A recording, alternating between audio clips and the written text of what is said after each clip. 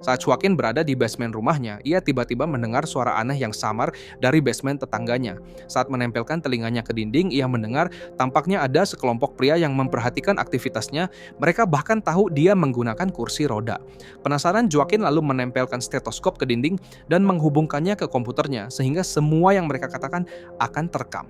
Ia lalu mengebor dinding dan memasang kamera mikro ke dalam agar bisa mengawasi setiap gerakan di seberang. Ternyata orang di sebelah sedang merencanakan kejahatan besar.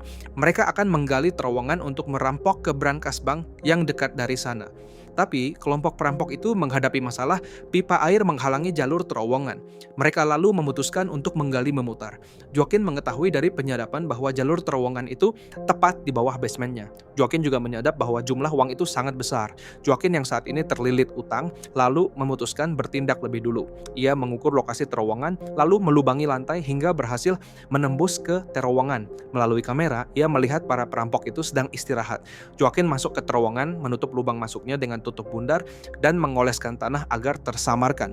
Ia mencopot bom milik perampok itu dan diam-diam memindahkannya ke dekat pipa air lalu menuju ke posisi brankas dan mulai memahat hingga berhasil menembus lantai brankas. Ia lalu merangkak masuk ke brankas, mengisi tasnya dengan uang, lalu kembali ke terowongan dan merayap secepat mungkin.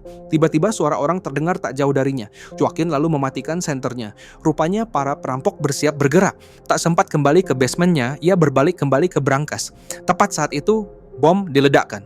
Debu beterbangan mengaburkan pandangan. Joaquin memanfaatkan kesempatan ini dengan cepat merangkak kembali ke basementnya, lalu menutup lubang dengan tutup yang sudah disiapkan. 3 anggota perampok masuk ke terowongan menuju brankas bank dan mengira lubang itu hasil ledakan, tanpa sadar pipa air di terowongan mulai bocor. Mereka memasukkan uang ke keranjang, sementara beberapa anggota lain menariknya dengan tali. Tiba-tiba terdengar pancuran air.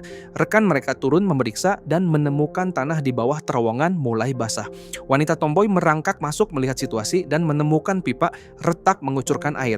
Ia memperingatkan rekannya untuk mundur, tapi sudah terlambat. Retakan pipa melebar, air membanjiri terowongan dengan cepat. Si tomboy merangkak mati-matian ke depan, tapi 2 rekannya di belakang menyadari tak bisa kembali dan berbalik ke brankas. Saat si tomboy terjebak, ia berteriak memohon bantuan.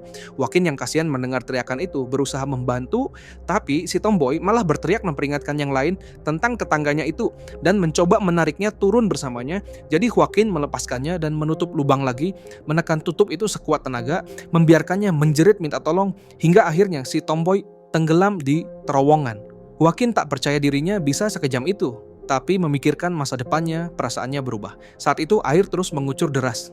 Joaquin menarik tali dan tumpukan barang berhamburan menahan tutup lubang.